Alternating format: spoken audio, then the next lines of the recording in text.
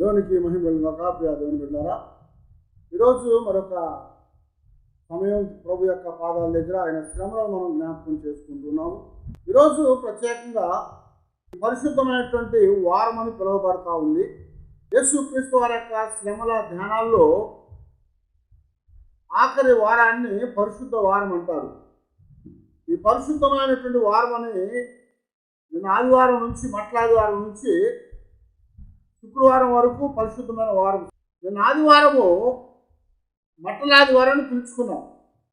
ఆ మట్టలాదివారం ఏం జరుగుతుంది? యేసుక్రీస్తు వారు యెరూషలేములో రాజుగా ఊరేగించబడ్డాడు. ఆయన రాజుగా ఊరేగించబడిన దేని కొరకంటే పస్కా బలిగా వధించబడటానికి ఆయన సిద్ధపరచబడ్డాడు. నిస్సాను మాసం అని పిలువబడేటువంటి ఆ మాసంలో మరి 10వ దినాన ఒక గొర్రెను తీసుకోవాలి. ప్రతి వారు కూడా వారి కుటుంబానికి తగ్గట్టుగా ఆ గొర్రెను తీసుకొని దాన్ని సిద్ధం చేసుకోవాలి. కనుక నిన్నటి దినాన నిస్సాను మాసంలో 10వ రోజు ఆ దినాన ఆయన గొర్రెగా రాజుగా ఈ లోకంలోనికి వచ్చాడు. వాళ్ళందరూ ఏమనుకున్నారంటే రాజుగా మనకు విమోచనిస్తానికి వచ్చాడు అనుకున్నారు. రోమేల మీద ఆధిపత్యాన్ని తీసివేసి యూదుల ఆధిపత్యం కలిగి జీవించేటట్లుగా చేస్తాడేమో అని వాళ్ళు ఎంతగానో ఎదురు చూశారు. అయితే ఇక్కడ యేసు ప్రభు వారు బాహ్య సంబంధమైన లేకపోతే లోక సంబంధమైనటువంటి విమోచన కంటే ఎక్కువగా ఆత్మ సంబంధమైన విమోచన కలిగించడానికి ఆయన వచ్చారు. అందుకనే నిన్నటి దినాన బయట నుంచి అంటే అనేక ప్రాంతాల్లో నుంచి పస్కాని ఆచరించడానికి వచ్చినటువంటి జనాంగాలు ప్రభువుని కొనియాడి ఆయన గణపరిచారు, రాజు అని చెప్పారు. అయితే అక్కడ ఉన్నటువంటి లోకల్గా ఉన్నవాళ్ళు అంటే శాస్త్రులు, పరిచయులు, యాజకులు, ప్రధాన యాజకులు వీళ్ళందరూ కూడా ఆయన్ని రాజుగా అంగీకరించలేదు. మాకు రాజు ఎవరయ్యా అంటే కైసర్ అని చెప్పారు. పిలాతు యేసు ప్రభు వారిని విడిపిద్దామని చూసినప్పుడు కూడా వాళ్ళు ఏమంటున్నారంటే కైసర్ తప్ప మరొక రాజు మాకు లేడు. కైసరుకు వ్యతిరేకంగా తిరిగే వాళ్ళందరూ కూడా శిక్షార్హులని చెప్పారన్నమాట. అయితే ఇక్కడ యేసుక్రీస్తు వారు రాజుగా వచ్చి ఆయన పస్కా గొర్రె పిల్లగా ఆయన సిద్ధం చేయబడ్డాడు. ఆ సిద్ధం చేయబడిన తర్వాత జరిగేటువంటి వారాన్ని ప్రత్యేకంగా శుక్రవారం వరకు దీన్ని హోలీ వీక్ అని పిలుస్తారు. 201వ సంవత్సరం క్రీస్తు శకంలో దీనిని హోలీ వీక్గా పిలిచి దాన్ని ప్రారంభం చేశారు. ఆ తర్వాత 301లో వచ్చేటప్పుడు ఏమైందంటే ఈ వారంలో ఆదివారాన్ని కలుపుకొని సోమవారం అలాగే మంగళవారం, బుధవారం వీటన్నిటి కూడా వేరు పేర్లు పెట్టి వాటిని కొనసాగించడం జరిగింది. 1732లోకి వచ్చినప్పుడు అప్పుడు ఏం చేశారంటే దీనంతటి కూడా ప్యాషన్ వీక్ అని లేకపోతే శ్రమల వీక్ అని పిలుస్తూ నవంబర్ 16వ తారీఖున ఈ ప్రత్యేకమైనటువంటి వాతావరణాన్ని కలిగించాలని ఈ యొక్క పరిశుద్ధమైనటువంటి వారంగా దాన్ని వారు మార్చారు. అయితే ఈరోజు ఈ పరిశుద్ధ వారంలో సోమవారం దీన్ని పరిశుద్ధమైన సోమవారం అంటూ ఉంటారు. ఈరోజు ఏం జరిగిందయ్యా అంటే నిన్నటి దినాన యేసుక్రీస్తు వారు ఆయన బేతనియా నుంచి ఎక్కడికి వచ్చారు? యెరూషలేములోనికి వచ్చారు. యెరూషలేములోనికి వచ్చి ఆయన ఊరేగించబడి దేవోత్సవం చేయబడిన తర్వాత మత్తయిలోను అలాగే మరి ఇంకో పుస్తకంలో కూడా యేసు ప్రభు వారు ఆ దినమందే దేవాలయాన్ని శుద్ధి చేసినట్టుగా మనకి రాయబడతా వచ్చింది. యోహానులో కూడా రాసుకోవచ్చు. అయితే మార్కులోకి వచ్చేలాగా ఏం చేశారంటే ఆ రోజు కాకుండా మరుసటి రోజున సోమవారము అది చేసినట్టుగా రాయబడతా ఉంది. కానీ ఇక్కడ మనం జాగ్రత్తగా చూస్తూ ఉంటే మనకు మార్కు సువార్తలో 11వ అధ్యాయంలో 20-21 వచనాల్లో బోధకుడా ఇదిగో నువ్వు శపించిన అంజూరపు చెట్టు ఎండిపోయినని ఆయనతో చెప్పగా అందుకు యేసు వారితో ఇట్లా నేను మీరు దేవుని యందు విశ్వాసం ఉంచుడి. ఎవడైనను ఈ కొండను చూచి నీవు ఎత్తబడి సముద్రంలో పడవేయబడుమని చెప్పి తన మనస్సులో సందేహింపగా తాను చెప్పినది జరుగునని నమ్మినడలా వాడు చెప్పినది జరుగునని నీతో నిశ్చయముగా చెప్పుతున్నానని ప్రభువారు ఇక్కడ జ్ఞాపకం చేశారు. అయితే ఈ మాటలు మనం జాగ్రత్తగా చూస్తూ ఉంటే ఇది మార్కు సువార్తలోనేమో సోమవారం ఆయన దేవాలయాన్ని ఇది జరిగిన తర్వాత దేవాలయం శుద్ధి చేసినట్టు రాస్తున్నాడు. కానీ మనకి మత్తయి సువార్తలో ప్రత్యేకంగా మనకి 21వ అధ్యాయంలో 18వ వచనంలో ఆయన పట్టణముకు మరలా వెళ్ళుచుండగా ఆయన ఆకలి కొనను అని రాస్తున్నాడు. ఆయన ఆకలి కొన్నాడట. ఆకలి కొని ఇక్కడ ఏం చెప్తున్నాడంటే అప్పుడు త్రోవ పక్కన వంటగా ఉన్నటువంటి ఒక అంజూరపు చెట్టును చూసి దాని యొద్దకు రాగా దాని యందు ఆకులు తప్ప మరేమీ కనపడలేదు అని చెప్తున్నాడు. అక్కడ ఆ అంజూరపు చెట్టు ఉంది. ఆ అంజూరపు చెట్టు దగ్గరకు వచ్చి దాన్ని చూసినప్పుడు అక్కడ ఆకులు ఉన్నాయి కానీ పండు లేవట. ఈ యొక్క అంజూరపు పంట అనేది సంవత్సరానికి 2 సార్లు వస్తూ ఉంటుంది. ఈ పంట సంవత్సరం 2 సార్లు మాత్రమే కాదు కానీ ఎప్పుడూ కూడా దాని చెట్టు మీద కాయ అనేది కనపడుతూ ఉంటుంది. అంటే పండు కాయ 2 ఉన్నాయి కదా. కాయ అంటే ఏంటి? పచ్చిగా ఉన్నది కాయ. పండు అంటే అది పక్వానికి వచ్చింది. అయితే ఇక్కడ పండు కాయ అనేవి 2 ఉన్నాయి. ఇందులో ఈ అంజూరపు చెట్టు అనే దాన్ని చూసినప్పుడు మేడి చెట్టు కూడా ఇలాగే ఉంటుంది. మేడి చెట్టు అంజూరపు చెట్టు 2 కూడా ఒకేలాగా ఆ యొక్క చెట్టు అంతా కూడా కాయలు కాస్తూ ఉంటాయి. మేడి చెట్టు అయితే ఇంకా ఎక్కువ వస్తుంది, ఎందుకంటే కాండం నిండా కూడా కాయలు కాస్తూ ఉంటాయి. పండ్ల కంటే ముందు పూలు వస్తాయి, పూల తర్వాత పిందులు అవుతాయి. ఆ పూలు అనేవి ఎప్పుడు వస్తాయి అంటే ఆకులతో ఉన్నప్పుడు పువ్వు కనపడుతూ ఉంటుంది. ఆకులు వచ్చిన తర్వాత అంటే పూలు వచ్చిన తర్వాత అవి కాయలుగా మారుతున్నప్పుడు ఆకులు ఒక్కొక్కటిగా ఊడిపోవడం జరుగుతుంది. ఎప్పుడైతే అవి కాయలు కడతాయో కాయలు కట్టినప్పుడు ఆకు అప్పటికి మరలా ఆకు వచ్చేస్తుంది అన్నమాట. అంటే ఆకులు ఉన్నాయంటే దాని అర్థం ఏంటంటే దాని నిండా కూడా కాయలు ఉన్నాయి, పండ్లు కాదు కాయలు ఉన్నాయని, అంటే పచ్చిగా ఉన్నాయని. అయితే ఇక్కడ ఇశ్రాయేల్ దేశంలో వాడు పండ్ల కాలం ఎప్పుడయ్యా అంటే తర్వాత ఎక్కువ పంటను దిగుబడి చేసుకునే కాలం వేరు, దిగుబడి ఎక్కువగా చేసుకునే కాలం వేరు. యేసు ప్రభు వారు ఆ స్థలంకి వచ్చినప్పుడు దాని నిండా కూడా ఆకులు ఉన్నాయని చెప్తున్నాడు. ఆకులు ఉన్నాయంటే దాని అర్థం ఏంటి? దాంట్లో కాయలు ఉన్నాయి, పండ్లు కాదు కాయలు ఉన్నాయి. కాయలు కూడా తింటూ ఉంటారు, ఎందుకంటే అంజూరము మేడిదంటే కొంచెం పాలుగా ఉంటుంది కానీ అంజూరం కూడా పాలుగా ఉంటుంది. కానీ అంజూరం అనేది పచ్చిగా ఉన్నప్పుడు కూడా తీపిగా ఉంటుంది, అది నోటికి అతుక్కోదు ఎక్కువగా. మేడ అనేది పచ్చిగా ఉంటే నోటికి అతుక్కుంటూ ఉంటుంది పెదాలకి.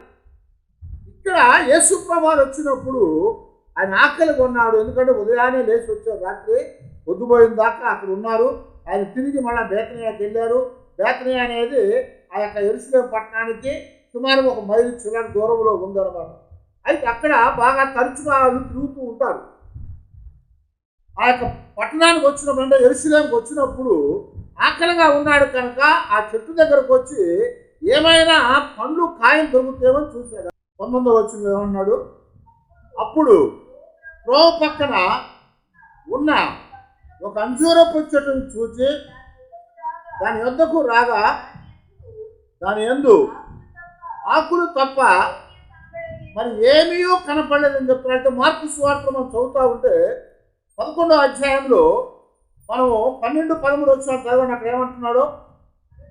మరునాడు వారు బేతనియా నుండి వెళ్ళుచుండగా ఆయన ఆకలి కొని ఆకులు గల ఒక అంజూరపు చెట్టును దూరం నుండి చూచి దాని మీద ఏమైనాను దొరుకునేమో అని వచ్చాను. అక్కడ అర్థమేంటి?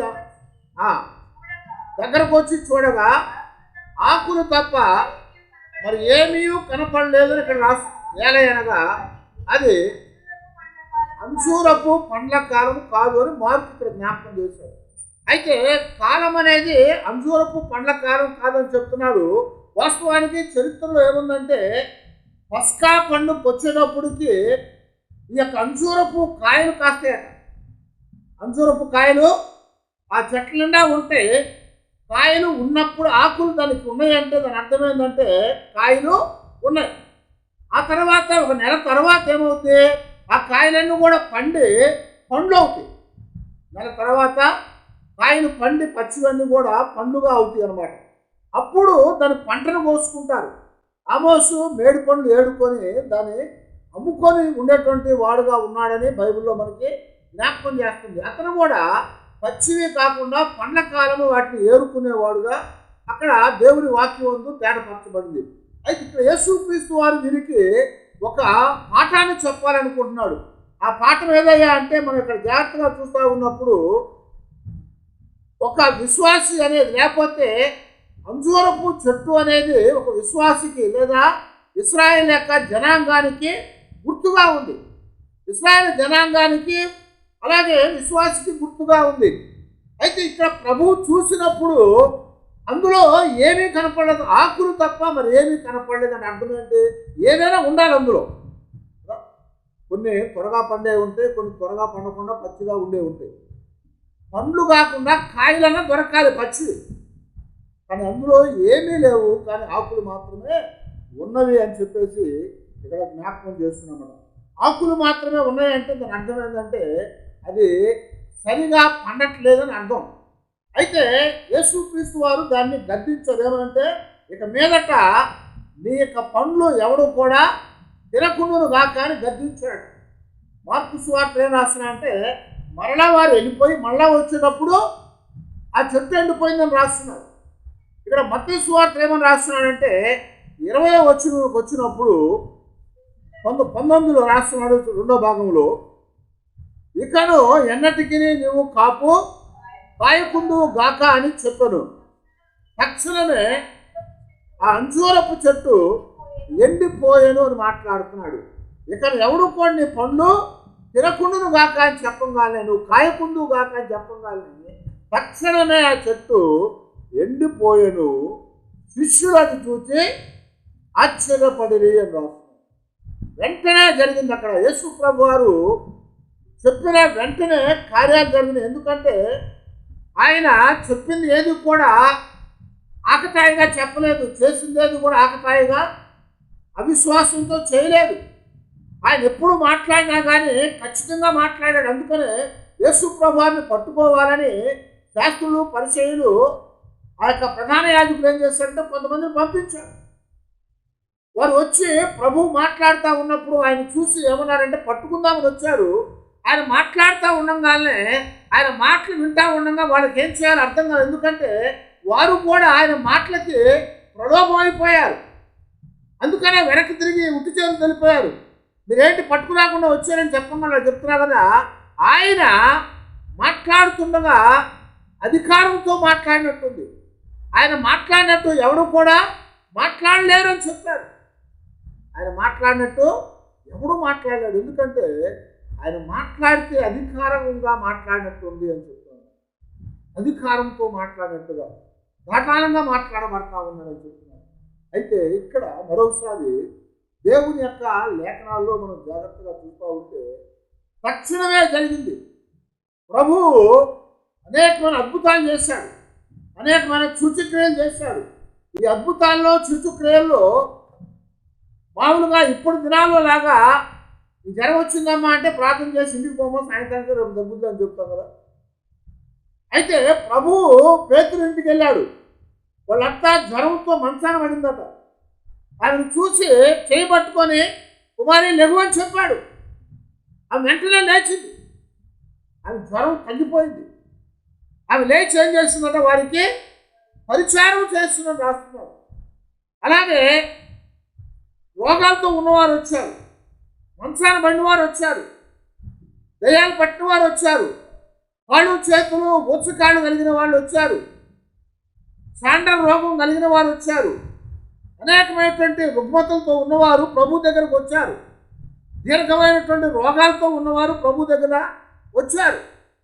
వాళ్ళని చూసినప్పుడు ప్రభు ఏం చెప్పాడంటే, నీ పరిపెత్తుకొని నడువు అని చెప్పాడు. అంతే, నీ పాపాలు క్షమించబడ్డాయి, నీ పరిపెత్తుకొని నడవమనగానే వెంటనే వాడు స్వస్థత పొందారు.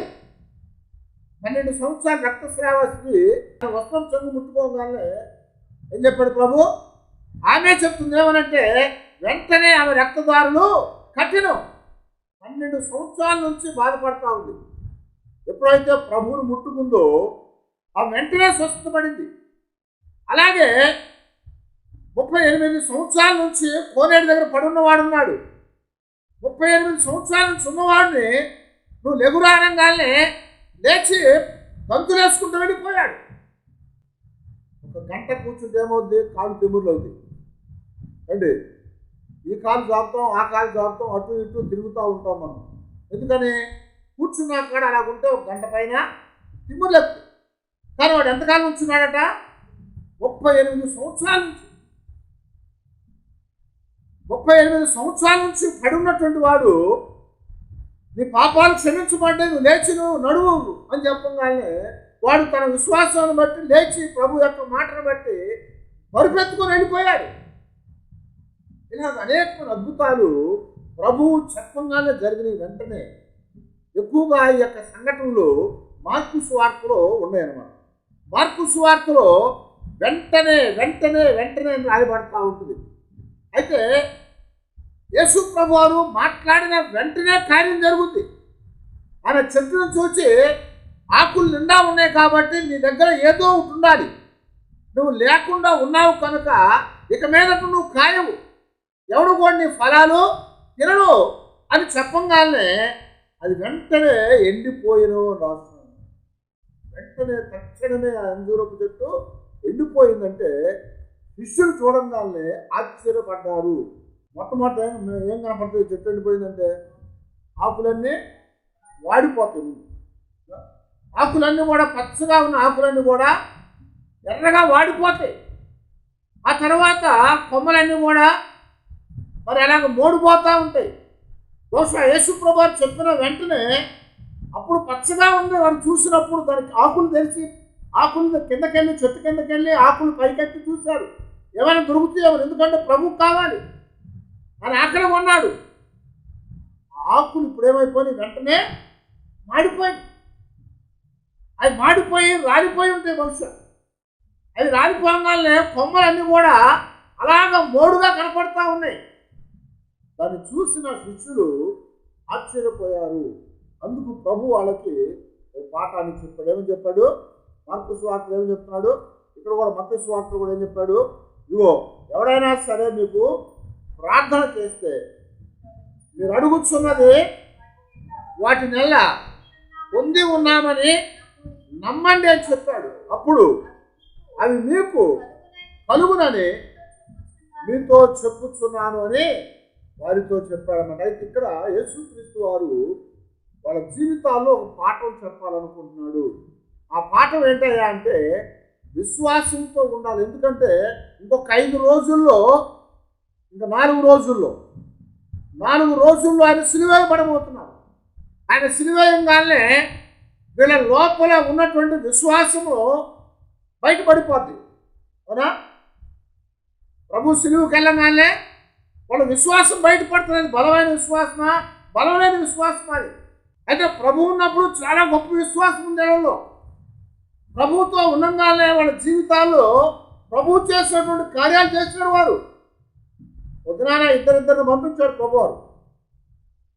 వారు వెళ్ళి ఉదయాన్నే సాయంత్రానికి తిరిగి వచ్చారు. తిరిగి వచ్చి చాలా సంతోషంతో వచ్చారు. ప్రభువా, ఇలా ఎలా ఉంది తెలుసా? అసలు మాత్రమే తినవండి రాదు. ఈరోజు అలాంటి తినం. ఎందుకంటే నీ పేరు మీద ఏం చేసామండి అవి చేసాం. దెయ్యాలు వెళ్ళిపోయినాయి, రోగాలు వెళ్ళిపోయినాయి, స్వస్థతలు పడ్డారు, అనేక అద్భుతాలు జరిగినాయి అని ప్రభుతో చెప్తారు. అంత విశ్వాసం వాళ్ళలో ఉంది ప్రభుతో ఉన్నప్పుడు. కానీ ప్రభువు ఇంకా 4 రోజుల్లో సిలువేయబడబోతున్నారు.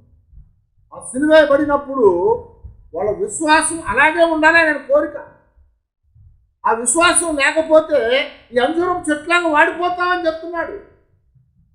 ఆ అంజూరపు చెట్టుని ఎందుకు ఆయన చెప్పించాడు? అది ఫలాలు లేకపోవటం వల్ల. అది కాయలు ఆకులతో ఉందంటే కాయలు ఉండాలి. ఆ కాయలకు నెల తర్వాత పండ్లు అవుతాయి. కానీ ఏదో ఒకటి దొరుకుతుందేమో అని చూస్తారన్నాడు కదా. ఏమైనా దొరుకునేమో అని. పండ్లు కాకపోయినా కానీ కాయలు దొరకాలి. ఆకులతో ఉందంటే దాని అర్థము పండ్లు కాయలు ఉండాలి.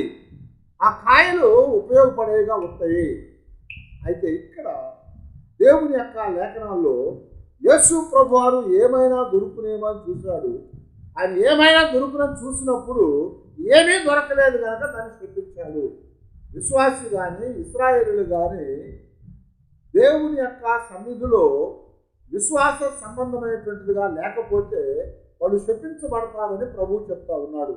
ముఖ్యమైనటువంటి పాఠం ఏంటయ్యా అంటే, ఇశ్రాయేలు ఎలా ఉన్నారంటే మతపరమైనటువంటి విషయాల్లో వెళ్తున్నారే కానీ ఆత్మ సంబంధం విషయాలు వారు జ్ఞాపకం చేసుకోవట్లేదు. వాళ్ళు ఎక్కడికి మతపరంగానే మాట్లాడుతున్నారు. వాళ్ళు ఎప్పుడు కూడా ఆత్మ సంబంధంగా మాట్లాడతలేదు. అందుకనే ప్రభు చాలాసార్లు వాళ్ళని గద్దించాడు. అదిగో మీరందరూ కూడా వేషధారులు అన్నాడు. మీరందరూ కూడా చచ్చినటువంటి వారని చెప్పాడు. మీరందరూ కూడా సున్నం కొట్టిన సమాధులు అన్నాడు. మీరందరూ కూడా అదిగో బయట శుభ్రం చేస్తారు కానీ లోపల శుభ్రం చేయనటువంటి వారని చెప్పాడు. ఇలా అనేక పర్యాయాలు ప్రభు వాళ్ళని గద్దించాడు. ఎందుకంటే మతపరంగా అంటే బాహ్య సంబంధమైనటువంటి ఆచారాలు చేస్తున్నారే కానీ అంతరంగమైనటువంటి విశ్వాస సంబంధమైనటువంటి ఆచారాల జీవితాల్లో లేవు. కాబట్టి శాస్త్రంతో పరిశీలితో ఆ యొక్క యాజకులతో అన్నాడు కదా, అదిగో మీరు పరలోక రాజ్యం వెళ్ళటం కంటే కూడా సూది బెజ్జంలో ఒంటె దూరటం అనేది చాలా సులభం అని చెప్పారు. అర్థం ఏంటంటే చిన్నగా ఉన్నటువంటి ఆ విషయాల్లో మనం ఏం చేయలేకపోతున్నాం, కానీ ఆత్మ సంబంధంగా మనము ఆ చిన్న విషయాలు జాగ్రత్తగా చూస్తే ఆ పెద్ద పెద్ద కార్యాలని చేయగలమని చెప్తున్నారు. అందుకనే ఎక్కడేం చెప్పాడు, ఆవుకిందంత విశ్వాసం మీకుంటే ఈ కొండను చూసి సముద్రంలో పడమంటే అది సముద్రంలో పడుతుంది. ఇది కంబళి చెట్టును చూసి ఇది సముద్రంలో పడమని చెప్తే వేళ్లతో పీకబడని సముద్రంలో పడుతుందని చెప్పారు. కనుక బాహ్య సంబంధమైనటువంటి ఆచార సంబంధమైనటువంటి మత సంబంధమైనటువంటి విషయాల్లో వారు ఎక్కువగా ఉన్నారే కానీ ఆత్మ సంబంధమైన విషయాల్లో సరిగా లేరనమాట వాళ్ళు. అందుకే ఆయన గద్దించారు ఈ చెట్టును. అందుకే ఆయన శపించాడు. ఆ చెట్టు ఇశ్రాయేలు జనాంగానికి గుర్తుగా ఉంది. అలాగే నూతన ఇశ్రాయేలు అనేటువంటి విశ్వాసం గుర్తుగా ఉంది. కనుక ఇక్కడ దేవుని లేఖనాల్లో మనం చూస్తూ ఉంటే విశ్వాసం అనేది లేకపోతే మన జీవితాల్లో మనం ఎండిపోయినటువంటి వారం అవుతాము. ఇక్కడ యేసుక్రీస్తు వారు లోకాసు వార్త 13వ అధ్యాయం 6వ వచనం అంటాడు, అది ఒక మనిషిని ద్రాక్ష తోటలో అంజూరపు చెట్టు ఒకటి నాటబడి ఉండను. అతడు దాని పండ్లు వెతక వచ్చినప్పుడు ఏమీ దొరకలేదు కనుక అతడు ఇదిగో 3 ఏళ్ల నుండి నేను ఈ అంజూరపు చెట్టును పండ్లు వెతక వచ్చుచున్నారు కానీ ఏమీ దొరకలేదు, దీనిని నరికివేయము, దీనివల్ల ఈ భూమి ఎలా వ్యర్థమైపోవాలని తోటమాలితో చెప్పాను. అయితే వాడు, అయ్యా నేను దాని చుట్టూను తవ్వి ఎరువు వేసి ఈ సంవత్సరం దాన్ని ఉండనిమ్ము, అది ఫలించినా సరే లేని ఎడల నరికించి వేయుదునని అతనితో చెప్పానని యేసు ప్రభువారు ఒక ఉపమానాన్ని చెప్పాడు. అయితే యేసు ప్రభువారు ఏం చూస్తున్నాడంటే విశ్వాసాన్ని చూస్తున్నాడు. అసలు విశ్వాసం అంటే ఏంటి? పౌలు గారు చెప్పినట్లుగా హెబ్రీ పత్రికలో 11వ అధ్యాయం 1వ వచనం ఏమని, విశ్వాసం అనగా నిరీక్షించు వాటి యొక్క నిజస్వరూపమైంది. నిరీక్షించే వాటి యొక్క నిజస్వరూపము. కనుక ఇక్కడ విశ్వాసం అనేది మన జీవితాల్లో ఉండాలని చెప్తున్నాడు ఆయన. 4 రకాల విశ్వాసాల గురించి దేవుడు జ్ఞాపకం చేస్తున్నాడు. ఒకటేంటంటే మృతమైనటువంటి విశ్వాసం. మృతమైన విశ్వాసం యాకోబు పత్రిక 2వ అధ్యాయము 17వ వచనంలో, అలాగే విశ్వాసము క్రియలు లేనిదైతే అది ఒంటిగా ఉండి మృతమైనదగును. అయితే ఒకడు నీకు విశ్వాసం ఉన్నది, నాకు క్రియలున్నవి, క్రియలు లేకుండా నీ విశ్వాసము నాకు కనపరచుము, నేను నా క్రియల చేత నా విశ్వాసము నీకు కనపడుతున్నాను చెప్పును. ఒకడికేమో విశ్వాసం ఉందట, ఒకడికేమో క్రియలు ఉన్నాయట. కానీ యాకోబు ఏమన్నాడు? క్రియలు లేని విశ్వాసము మృతమైంది, అంటే పండ్లు లేని చెట్టు అది వ్యర్థమైందని చెప్పాడు. ఇక్కడ అది మృతమైంది, దానివల్ల ఏం జరగదని చెప్తున్నాడు శాస్త్రులు, పరిచయులు, ఆ యొక్క ప్రధాన యాజకుల్లాగా. కానీ రెండోది ఏం చెప్తున్నాడంటే అది సాతాను సంబంధమైనటువంటి విశ్వాసం, దయ్యపు విశ్వాసం. ఇప్పుడు 19వ వచనం చదవండి. యాకోబు పత్రిక 2వ అధ్యాయం 19వ వచనంలో, దేవుడు ఒక్కడే అని నీవు నమ్ముచున్నావు, అలాగే నమ్ముట మంచిదే. దయ్యములను నమ్మి అవి వణుకుచున్నవి. ఏమన్నాడు? నువ్వు నమ్ముతున్నావు దేవుడు ఉన్నాడని, ఒక్కడే అని, మంచిదే. కానీ నువ్వే కాదు, దయ్యాలు కూడా అవి నమ్మి వణుకుతూ ఉన్నాయట. అవి నమ్మి వణుకుతున్నాయి. యేసు ప్రభువు దగ్గరికి గెరాసేన దేశంలో నుంచి సమాధుల్లో ఉన్న వాటిని సంఖ్యలతో తీసుకొని వచ్చాడు. వాడు ఏం చేస్తున్నాడట? సంఖ్యలను తెగొట్టుకుంటున్నాడట, రాళ్లతో కొట్టుకుంటున్నాడు, గాయాలు చేసుకుంటున్నాడట. వాడు బట్టలు లేకుండా అన్ని చింపివేసి ఏం చేస్తున్నాడట? వాడు అక్కడ ఇక్కడ ఇబ్బంది పెడతా ఉన్నాడట. వాడిని ఎవరు కూడా సాధువు చేయలేకపోయాడని రాస్తున్నారు.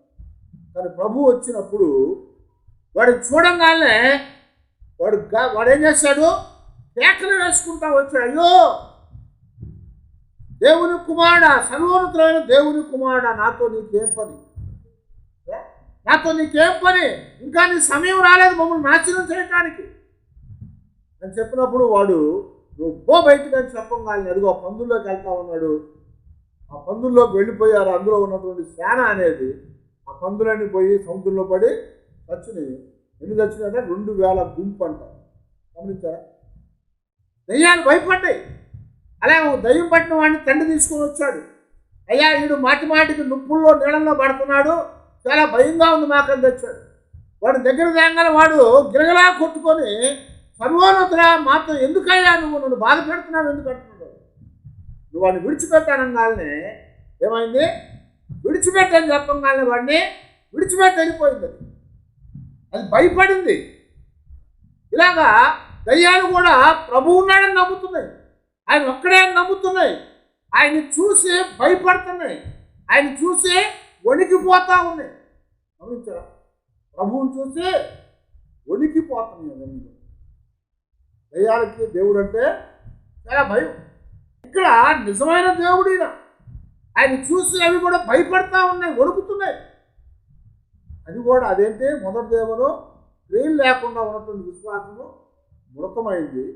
రెండవది దయ్యపు విశ్వాసం. ఇది దయ్యాలు వణుకుతున్నాయి కానీ అవి నమ్మవు.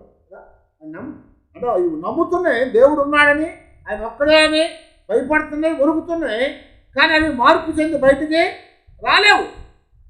అది దయ్యపు విశ్వాసం. మరొక విశ్వాసం ఏంటయ్యా అంటే వ్యర్థమైనటువంటి విశ్వాసం. మూడవది వ్యర్థమైన విశ్వాసం. మత్తయి సువార్తలో 7వ అధ్యాయము 21 నుంచి 23 వచనం దాకా ప్రభు జ్ఞాపకం చేస్తున్నాడు. ప్రభువా అని నన్ను పిలుచు ప్రతివాడును పరలోక రాజ్యములో ప్రవేశింపడు కానీ పరలోకమందున్న నా తండ్రి చిత్త ప్రకారము చేయవాడే ప్రవేశించును. ఆ దినమందు అనేకులు నన్ను చూచి ప్రభువా మేము నీ నామమున ప్రవచింపలేదా, నీ నామమున దయ్యములను వెళ్ళగొట్టలేదా, నీ నామమున అనేకమైన అద్భుతములు చేయలేదా అని చెప్పుదురు.